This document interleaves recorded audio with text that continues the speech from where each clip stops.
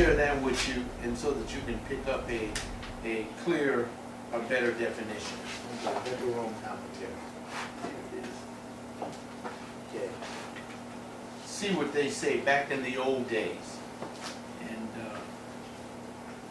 yeah, Sean, you're getting this whole set. Yeah, okay. Yeah, you get this whole set. When I go to heaven, you're getting all of this. It's already in my last will and testament. These main commentaries go to him. Okay, tell your family to call me first, thank you.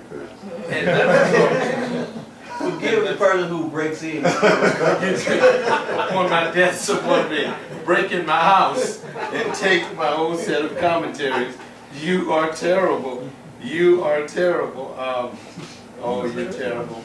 But I want to look at this and just, and then as I do that, you would get a view, just the introduction to the book of James. Now I can't see it from here, doesn't matter. But just looking at the introduction, but let me go to the verse itself. That would be, yeah, here we are. Here we are.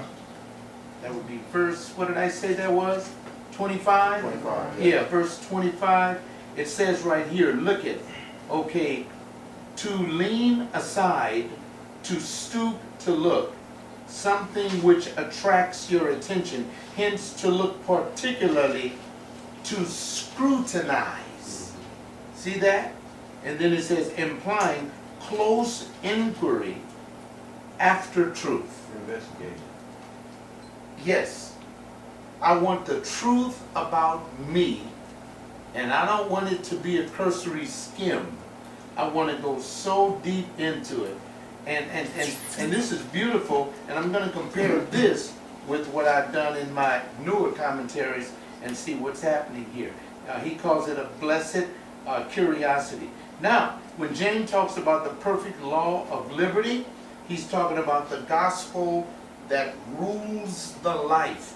He says you're looking seriously into the perfect law of liberty, a gospel that rules your life. Because if it doesn't rule your life, then the world is ruling your life. Man, I was happy yesterday, and then in the end of the day, deep sadness, pity, sorrow, and anxiety set in, just deep. And I tried everything to be happy, but you can't be happy. Life will make you tremendously sad. I have to look into this perfect law of liberty. This perfect and perfecting and making us truly walk at liberty. Now the other text that I have for that I have in my notes is Psalms 119:32. Why don't you go there with me so that we can get a bird's eye view of what that is. Psalms 119, the longest chapter in the Bible, and we want to look at verse 32.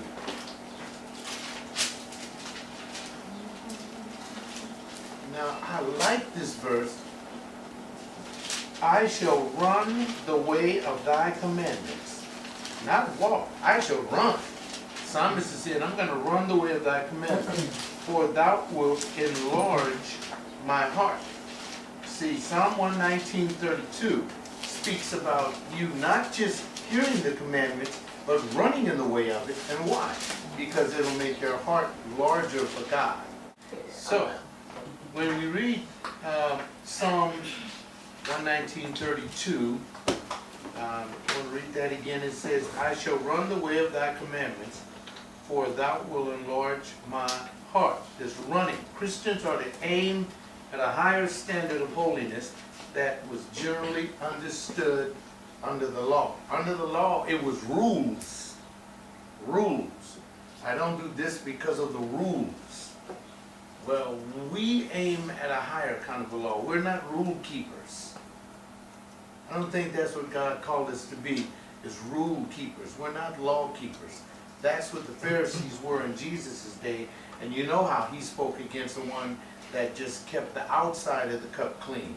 Remember what he said? You are like those that keep the outside of the cup clean, but the inside is rottenness and dead man's bones.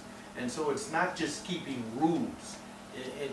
And this is the difficulty that I have to confront this afternoon when I go talk with family.